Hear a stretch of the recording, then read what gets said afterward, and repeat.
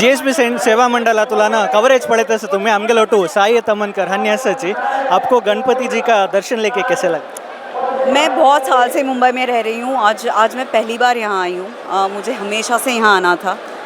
बहुत सुंदर मूर्ति है और जैसे कि बोलते हैं he is the richest Bappa हमारी कंट्री के।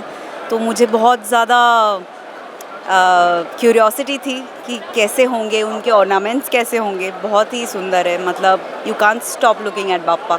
तो बहुत अच्छा लग रहा है यहाँ आकर, और मेरे फैंस भी यहाँ काफ़ी मौजूद हैं, तो उनसे मिलकर भी बहुत अच्छा लगा। बहुत बहुत और special thanks to curly tails because उनकी वजह से मैं यहाँ आई हूँ। Thank you so much. Thank you.